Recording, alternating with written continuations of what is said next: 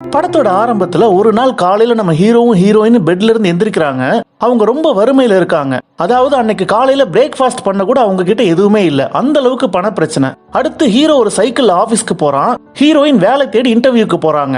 ஆபீஸ்ல நம்ம ஹீரோவால ஒரு சேல்ஸ் ஓகே பண்ண முடியல. ஏன் உன்னால ஓகே பண்ண முடியலன்னு பாஸ் கேட்கும்போது அதுக்கு நம்ம ஹீரோ பேட் எக்கனாமின்னு சொல்றான். அதுக்கு பாஸ் அவங்கிட்ட உனக்கு ஒழுங்கா சேல்ஸ் பண்ண தெரியல, அதுக்காக பேட் எக்கனாமின்னு காரணம் காட்டாதன்னு அவனை திட்ட ஆரம்பிக்கிறாரு. இன்னொரு பக்கம் நம்ம ஹீரோயின் இன்டர்வியூக்கு போயிருப்பால, அங்க இருக்கிற இன்டர்வியூஸ்லாம் நம்ம ஹீரோயின் கிட்ட உன்னை விட பெட்டர் கேண்டிடேட்ஸ்ல அங்க அப்ளை பண்ணிருக்காங்கன்னு சொல்லி அவளை ரிஜெக்ட் பண்ணிடுறாங்க. இப்ப கட் பண்ணா நம்ம ஹீரோயின் வீட்ல இருக்கிற அங்க ஆர்னின்னு இன்னொரு கேரக்டரை இன்ட்ரோடியூஸ் பண்றாங்க. அவன் நம்ம ஹீரோயின் கூடயும் ஹீரோ கூடவும் ஸ்கூல்ல ஒன்னா படிச்சிருப்பான். அவனோட வீட்டுல தான் இவங்க வாடகைக்கு இருக்காங்க. அவன் 3 நாளைக்கு முன்னாடியே வந்து ரெண்ட் கேக்குறான். அவனுக்கு நம்ம ஹீரோயின் மேல ஒரு கண்ணு இருக்கும். நம்ம ஹீரோயின் அவனுக்கு செக் கொடுத்து அனுப்புற. இப்ப கட் பண்ணா 2 பேர் ஒரு பிரைவேட் பார்ட்டிக்கு போறாங்க. அது அவங்களோட ஹை ஸ்கூல் ஃப்ரெண்ட்ஸ் வைக்கிற பார்ட்டி. அங்க வந்திருக்கிற அவங்களோட ஃப்ரெண்ட்ஸ்லாம் இவங்களை விட நல்ல நிலைமையில இருக்கிறாங்க. இதனால நம்ம ஹீரோ கொஞ்சம் அப்செட் ஆகுறான். ஒரு கட்டத்துல ஹீரோவும் ஹீரோயின் அங்க அளவுக்கு அதிகமா குடிக்கிறாங்க, என்ஜாய் பண்றதெல்லாம் காட்டுறாங்க. இப்ப அடுத்த நாள் காலையில 2 பேருக்கு ரொம்ப டயர்டா இருக்கும். ஏன்னா அங்க ட்ரிங்க்ஸ்லாம் ஃப்ரீ அப்படிங்கறதுனால ரொம்ப அளவுக்கு அதிகமா குடிச்சிருப்பாங்க. இப்ப ஏதாவது சாப்பிடணும், வீட்டுல எதுவுமே இல்ல. அதுக்காக ஏதாவது வாங்கிட்டு வரலாம்னு சொல்லிட்டு 2 பேரும் கார் எடுத்துட்டு வெளியில போறாங்க.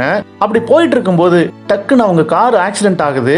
ஆனா 2 பேருக்குமே எதுவுமே ஆகல. இப்ப அந்த இடத்துக்கு போலீஸ் வந்து எப்படி அது நடந்துச்சுன்னு விசாரிக்கிறாங்க. அந்த நேரத்துல அங்க எதிரில ஒரு பழங்கால பொருள்கள்லாம், அதாவது ஆன்டிக் பீசஸ் எல்லாம் விற்பாங்கல்ல, அந்த மாதிரி ஒரு கடை இருக்கு. அந்த கடையில இருந்து ஒரு வயசான லேடி வெளியில வந்து ஒரு ட்ரம்முக்குள்ள இருந்து ஒரு டீ பாட் எடுத்துட்டு போறத நம்ம ஹீரோயின் பாக்குறா.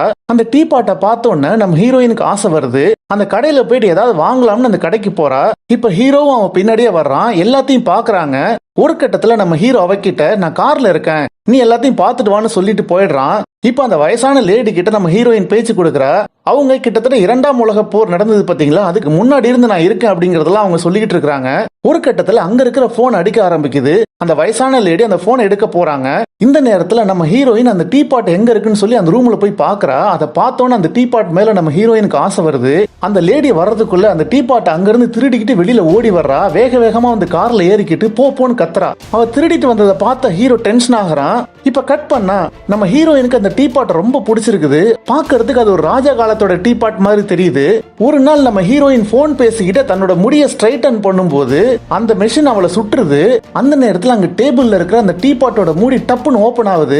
பார்த்தா அதுல $200 நோட் இருக்கு. அதை பார்த்து அவளுக்கு ஒண்ணுமே புரியல. அவ ஷாக் ஆகி மறுபடியும் அந்த ஹேர் ஸ்ட்ரைட்னரை தலையில வைக்கும் போது அவளுக்கு சுடுது. பார்த்தா மறுபடியும் அந்த டீ பாட்ல டாலர் வெளியில வருது.